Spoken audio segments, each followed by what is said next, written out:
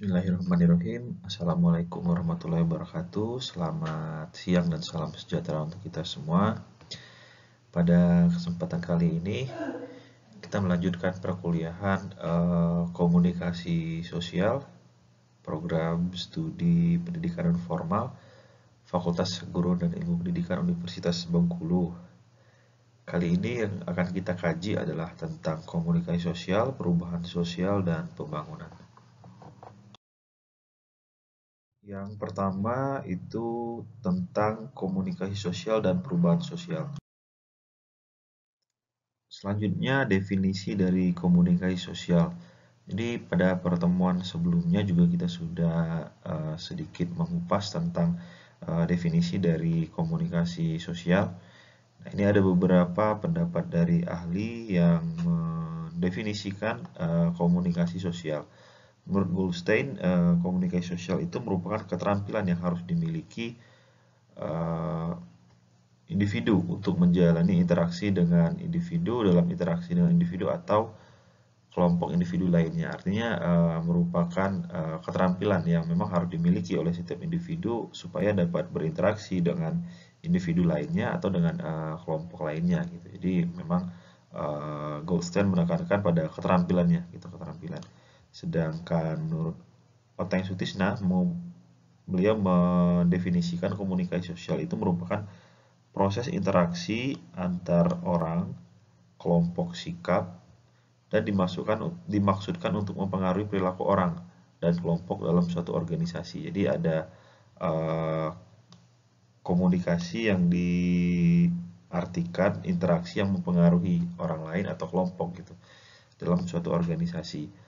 Nah, sedangkan menurut Fandi Ciptoro dan Anastasia Diana, komunikasi sosial itu merupakan upaya menyampaikan maksud tertentu kepada orang lain sehingga orang bisa memahami maksud yang disampaikan gitu. Jadi ada penyampaian maksud gitu. Nah, agar ya orang yang menerima pesan itu baik itu individu ataupun kelompok dapat mengerti, dapat menerima maksud dari pesan yang ingin disampaikan gitu.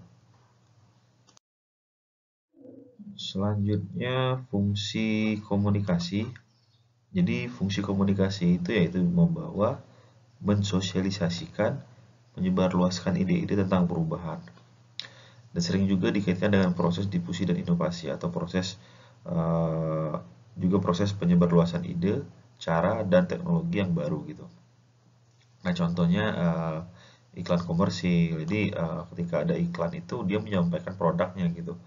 Menyampaikan produk yang akan ditawarkan. Kemudian iklan layanan masyarakat, dia bahkan menyebarluaskan informasi-informasi terkait dengan pelayanan yang ada di masyarakat. Kemudian rubrik pada fashion di majalah-majalah gitu, penyuluhan pertanian, TV yang menontonkan beberapa fenomena-fenomena, misalnya pada acara berita, vlog dan sebagainya. Itu merupakan fungsi-fungsi komunikasi, contoh fungsi komunikasi yang ada yang sering kita jumpai dalam kehidupan sehari-hari. Di fungsinya yaitu bisa membawa, mensosialisasikan, menyebarluaskan ide tentang perubahan gitu. Perubahan dalam hal ini bisa dari apa yang ingin disampaikan dari yang memberikan pesan gitu. Kira-kira seperti itu. Selanjutnya peran komunikasi. Jadi perannya itu untuk mendorong terjadinya perubahan sosial di masyarakat.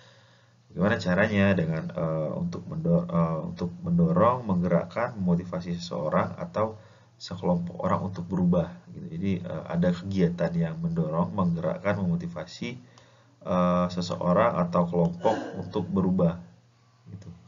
Ke arah yang lebih baik tentunya gitu. Nah, contohnya peran KPK dalam mengkampanyekan anti korupsi gitu. Nah, artinya KPK mengajak, menggerakkan dan memotivasi orang maupun kelompok untuk tidak mudah atau tidak terjebak dalam kegiatan KKN, korupsi nepotisme. Kemudian contoh berikutnya elemen birokrasi dan LSM melakukan pemberdayaan dalam meningkatkan kesadaran masyarakat untuk keluar dari masalah-masalahnya. Ada beberapa birokrasi atau LSM itu melakukan kegiatan pemberdayaan yang ada di masyarakat gitu. Misalnya LSM yang mengkampanyekan kegiatan-kegiatan gemar membaca misalnya, kemudian LSM yang mengkampanyekan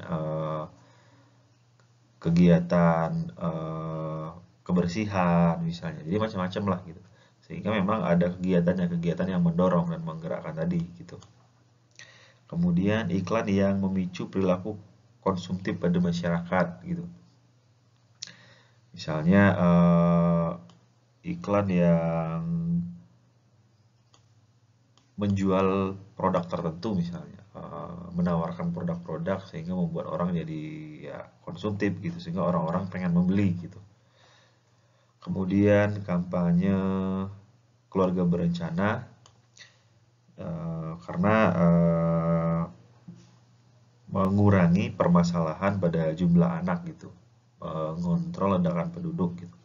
Jadi perlu dikampanyekan program keluarga berencana dan lain-lain. Banyak contoh yang dapat teman-teman kemukakan, dapat teman-teman cari dari peran-peran komunikasi yang mendorong, menggerakkan, memotivasi orang atau kelompok orang untuk berubah gitu. Kalau tadi kita sudah membahas tentang komunikasi sosial, sekarang kita masuk ke yang poin selanjutnya tentang perubahan sosial. Nah, menurut definisi Surjono Sukanto, perubahan sosial itu adalah perubahan pada lembaga kemasyarakatan di suatu masyarakat yang mempengaruhi sistem sosial, termasuk nilai, sikap, pola perilaku di antara kelompok masyarakat. Jadi ada perubahan yang terjadi pada masyarakat yang berkaitan dengan sistem sosial, termasuk dalam sistem sosial itu adalah nilai-nilai, sikap, dan pola perilaku.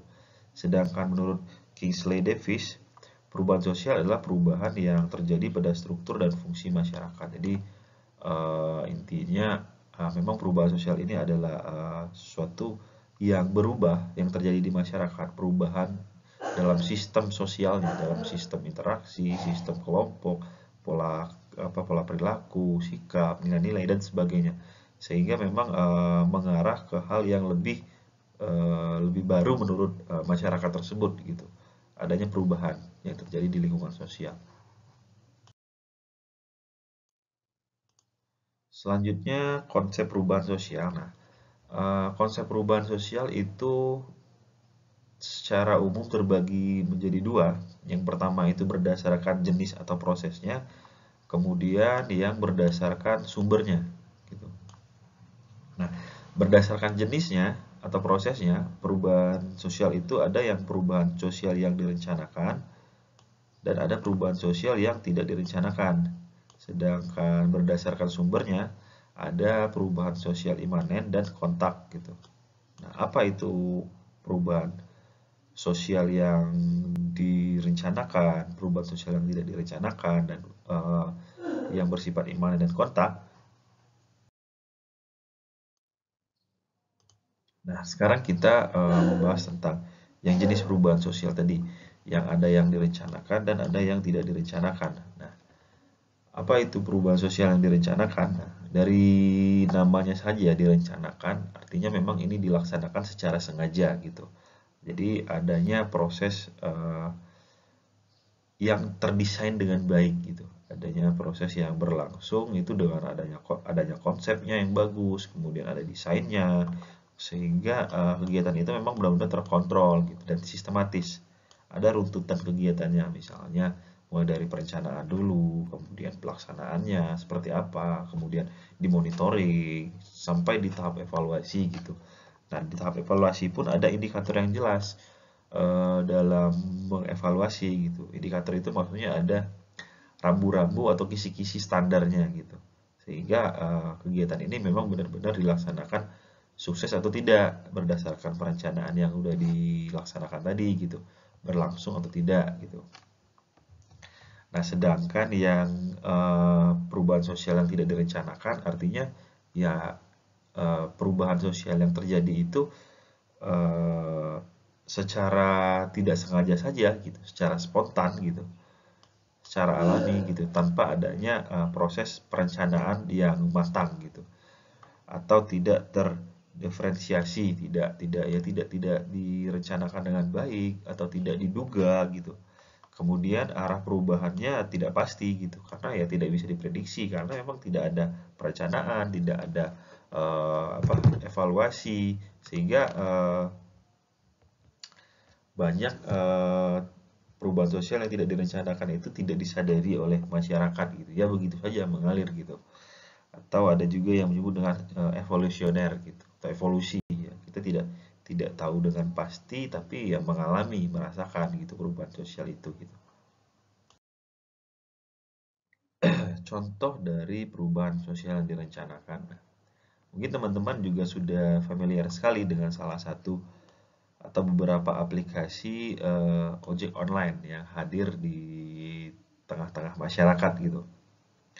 Nah, dengan hadirnya ojek online ini, masyarakat merasa terbantu dengan adanya transportasi online yang mudah gitu dan dapat dapat dikendalikan oleh pengguna aplikasi gitu. Jadi kita mau jemput di mana, mau diantar kemana, tarifnya berapa, itu kita sudah tahu gitu, tanpa harus melakukan negosiasi yang alot atau kita mencari-cari pangkalan yang terdekat gitu. Jadi dia yang datang langsung ke tempat kita gitu. Nah, aplikasi ini kan sengaja dibuat oleh orang-orang gitu, oleh orang-orang atau kelompok tertentu sehingga memang memudahkan masyarakat gitu. Nah, aplikasi ini ojek online ini termasuk contoh perubahan sosial yang merubah paradigma kebiasaan masyarakat gitu.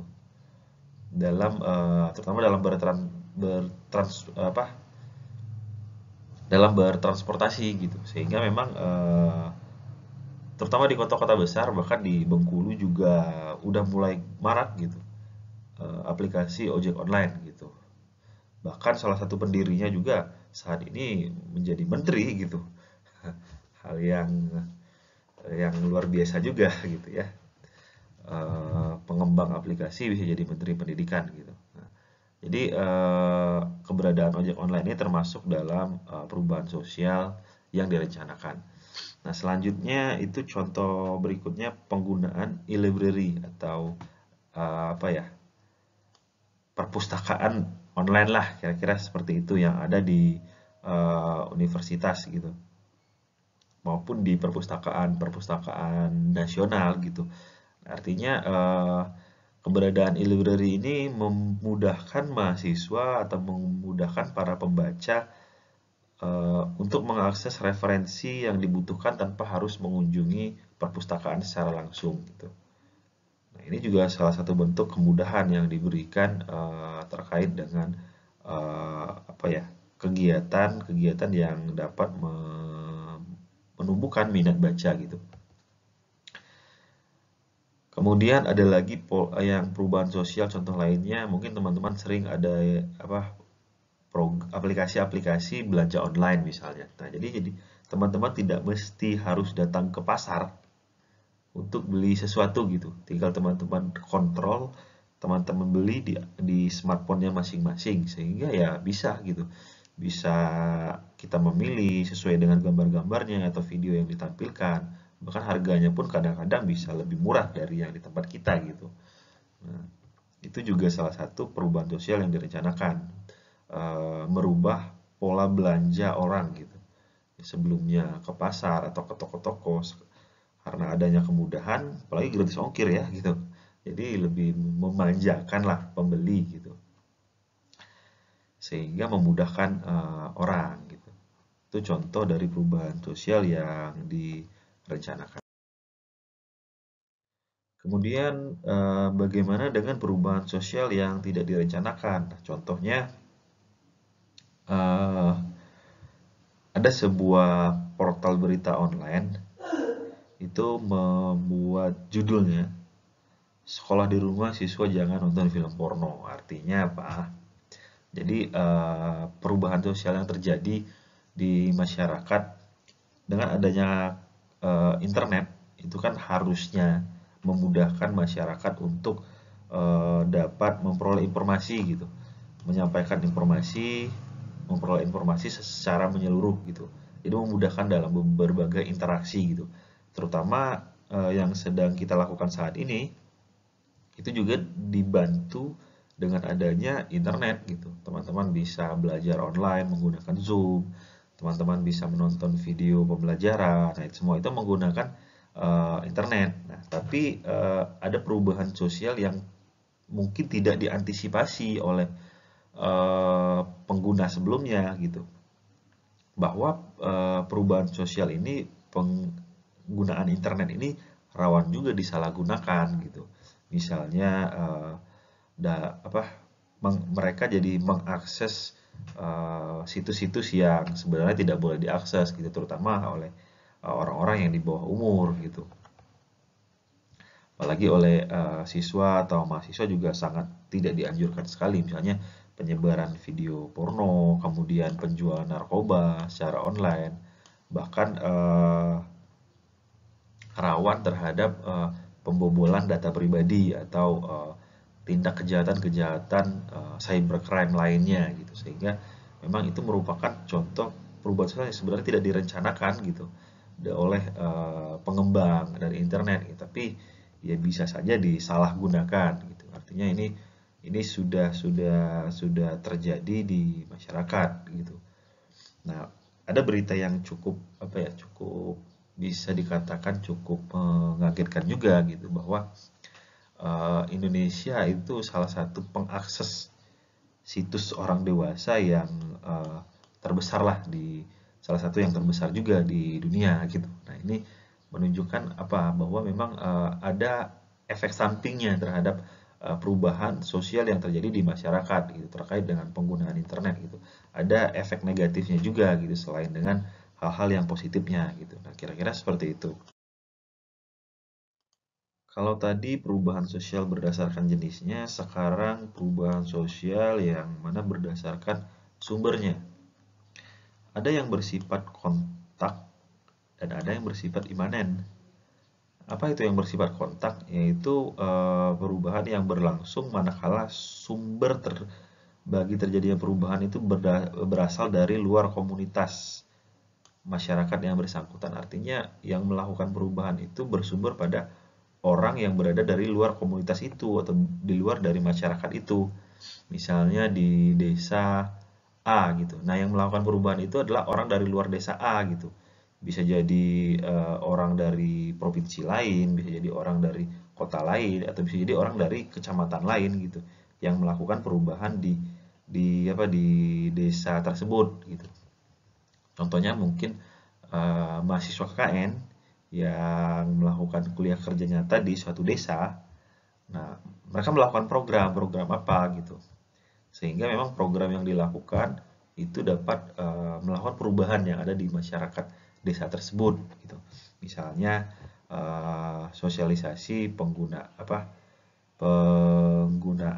atau sosialisasi program keluarga berencana gitu di desa tersebut, karena desa tersebut eh, angka melahirkannya cukup tinggi misalnya, sehingga rentan terhadap masalah-masalah dalam jumlah penduduk misalnya. Ya, setelah disosialisasi ternyata orang-orang mulai sadar gitu tentang program keluarga berencana gitu. Nah, contoh lainnya perubahan sosial yang bersifat kontak. Nah, coba teman-teman bandingkan antara gambar yang satu dan gambar yang kedua gitu. Yang pertama itu adalah gambar di salah satu kampung di Yogyakarta, di Kalicode. Nah, itu adalah gambar di kampung Kalicode yang berada di bantaran Sungai Code gitu. Kalicode gitu. Nah, sedangkan gambar yang kedua itu gambar yang ada di bantaran Kali Ciliwung di Jakarta gitu. Nah, ada perbedaan yang signifikan gitu. Walaupun mereka sama-sama berada di bantaran kali, di bantaran sungai gitu. Namun ada yang berbeda gitu. Kalau yang di gambar satu itu lebih tertata, lebih enak dilihat, lebih bersih gitu. Sedangkan di gambar yang nomor 2 itu lebih tidak tertata atau semeraut gitu. Nah, artinya ada perubahan yang terjadi di antara dua gambar ini atau dua kelompok yang mirip gitu, sama-sama di bantaran kali gitu.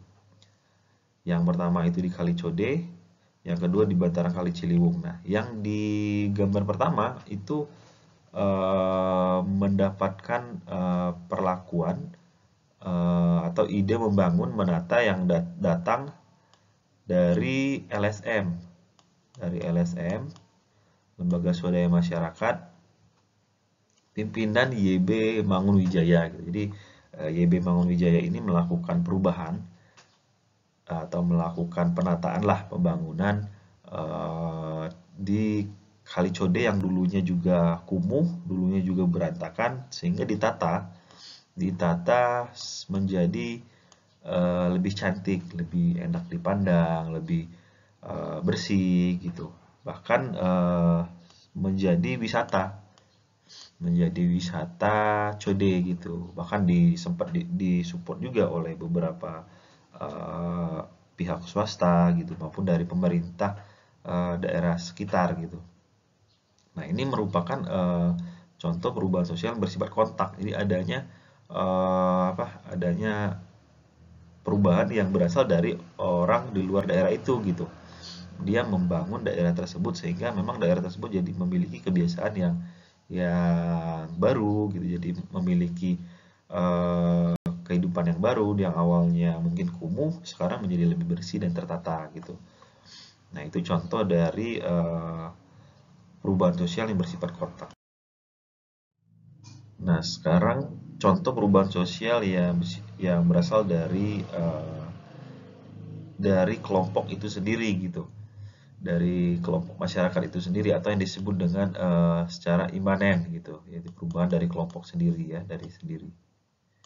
Nah, contohnya warga Klegen Rejo kreatif ciptakan perontok jagung. Jadi ada masyarakat kelompok petani jagung gitu. Dia dengan kreatif membuat alat atau menciptakan sebuah alat perontok bulir jagung itu gitu, sehingga masyarakat petani jagung di sana itu tidak lagi memakan waktu banyak untuk mengolah bulir-bulir jagung itu atau bintik-bintik jagung itu, sehingga dapat diproses dengan lebih cepat lagi jika dibandingkan dengan cara yang manual. Nah, ini merupakan perubahan yang berasal dari kelompok tersebut sendiri gitu. Mereka berkreasi sendiri, menciptakan alat-alat atau dari bahan-bahan yang mereka ada di sekitar mereka sehingga membantu kegiatan-kegiatan mereka gitu. Ada perubahan dalam pengolahan jagung gitu. Kira-kira seperti itu contohnya dari perubahan imanen. Selanjutnya ya pembahasan kedua yaitu tentang komunikasi sosial dan pembangunan. Hubungan komunikasi dengan pembangunan. Jadi dalam kegiatan pembangunan, komunikasi itu memiliki peran yang cukup besar karena dapat menyebarluaskan sejumlah inovasi dalam rangka menumbuhkan dan menggerakkan sekelompok masyarakat agar memiliki motivasi ke arah kemajuan gitu. Jadi dengan adanya komunikasi, pembangunan itu dapat disebarluaskan. Yang mana penyebarluasan itu dapat dalam rangka menumbuhkan dan menggerakkan kelompok masyarakat tersebut agar yang memiliki motivasi ke arah yang lebih baik gitu. Misalnya sosialisasi program-program pemerintah gitu melalui televisi ya sebagainya gitu. Sosialisasi penggunaan masker misalnya ketika sedang ingin bepergian di luar rumah. Nah, ini merupakan bentuk komunikasi yang dilakukan supaya masyarakat itu dapat termotivasi atau tergerakkan sehingga membantu pemerintah atau yang menyampaikan informasi supaya informasi yang disampaikan itu dapat tersebar luaskan dan masyarakat jadi peduli gitu, jadi termotivasi melakukan kegiatan yang disosialisasikan sehingga mengarah ke kemajuan yang ada di masyarakat itu sendiri gitu. Kira-kira seperti itu gambarannya. Nah, selain itu juga komunikasi yang berkaitan dengan pembangunan, komunikasi pembangunan itu harusnya bertujuan untuk menyebarluaskan nilai-nilai baru dan menganjurkan nilai-nilai lama yang mendukung proses perubahan sosial menuju ke arah yang lebih baik, gitu, ke arah perbaikan gitu. Nah, harusnya pembangunan itu mengarah kepada apa ya? Memberdayakan atau mensejahterakan orang-orang yang tertindas gitu, orang-orang yang tidak berdaya, orang-orang yang memiliki keterbatasan-keterbatasan baik itu dari segi ekonomi, dari segi pendidikan dan sebagainya. Sehingga memang masyarakat tersebut dapat berdaya gitu. Tidak hanya pembangunan-pembangunan yang bersifat fisik, tapi pembangunan-pembangunan yang bersifat apa ya?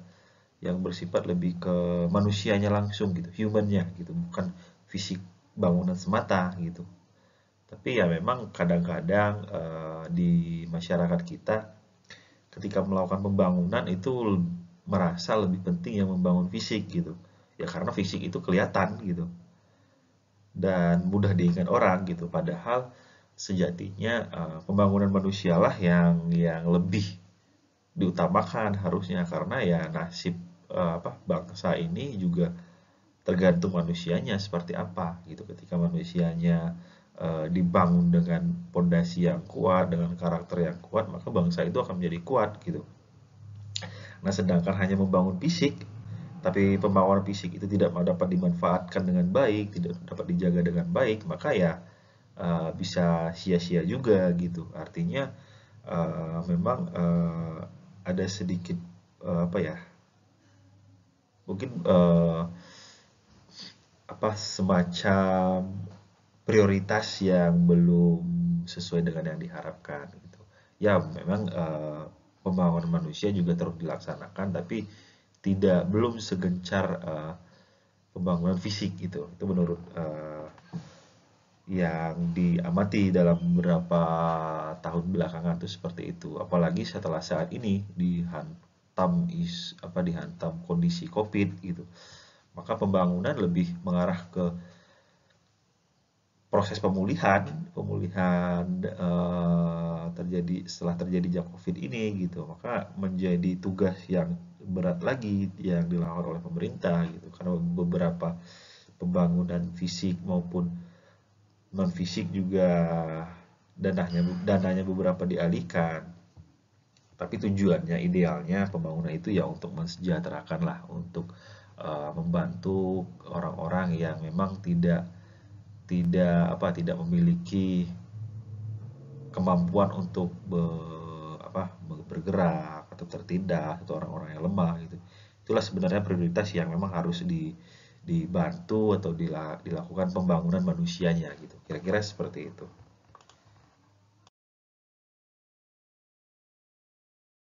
Sebuah quote atau bukan quote ya semacam ya pengingat kita lah gitu, pengingat kita bahwa waktu itu sebenarnya nggak bisa diputar gitu, apalagi dijilat dan dicelupin. Nah ini semacam apa kalimat yang sebenarnya kalau kita renungkan cukup dalam juga maknanya gitu.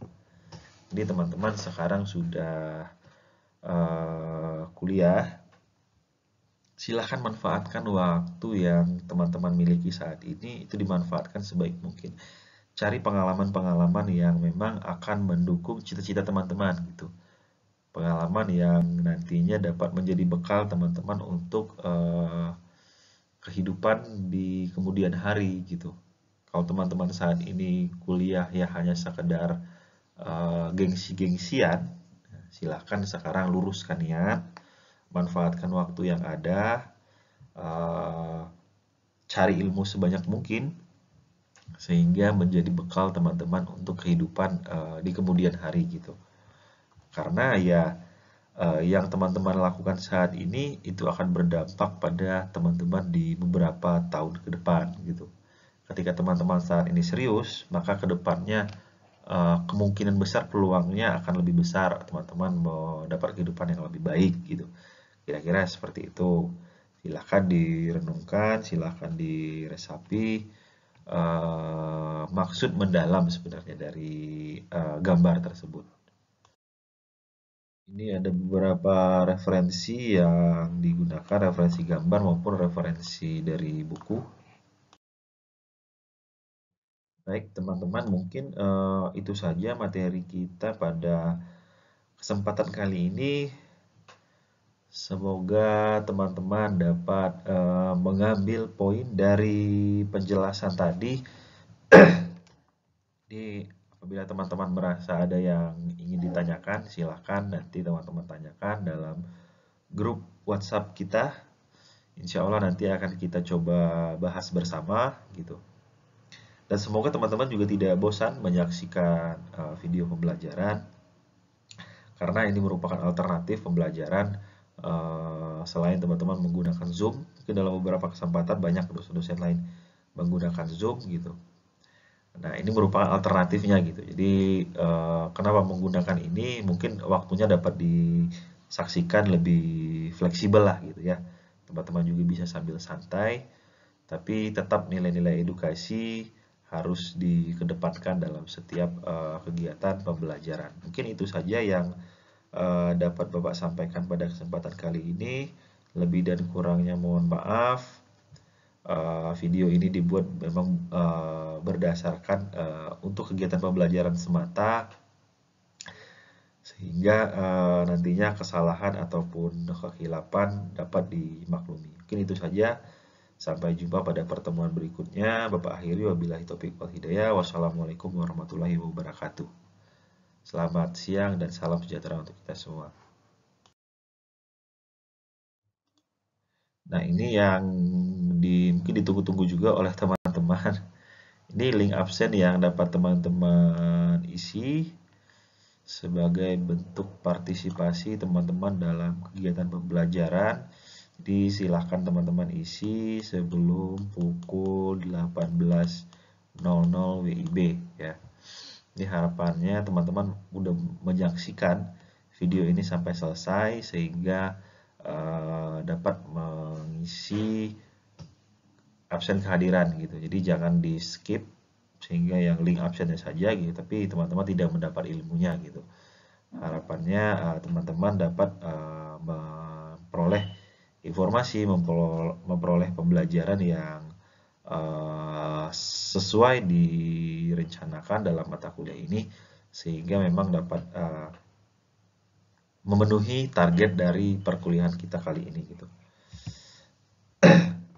Nah, jangan lupa juga silakan teman-teman komen di kolom komentar video ini, nanti buat satu paragraf apa sih kesimpulan atau poin penting, poin utama dari pembahasan kita kali ini gitu. Silakan di kolom komentar. Nah, pada video sebelumnya di mata kuliah pengantar psikologi itu banyak yang tidak komentar, padahal komen ini merupakan bentuk apa ya, evaluasi juga gitu. Selain bentuk evaluasi lainnya, apakah teman-teman itu menyimak atau tidak sih gitu, poin apa yang teman-teman dapat tangkap dari video tersebut gitu. Nah, kira-kira seperti itu yang dilaksanakan. Nanti akan ada kegiatan-kegiatan evaluasi lainnya sebenarnya gitu. Nah, pada kesempatan ini silahkan teman-teman komen apa sih poin utamanya. Buat satu paragraf saja poin utama dari kegiatan kita pada hari ini gitu. Mungkin itu saja. Jangan lupa dukung video ini juga dengan cara like dan subscribe video ini. Oke, terima kasih. Sampai jumpa di pertemuan selanjutnya.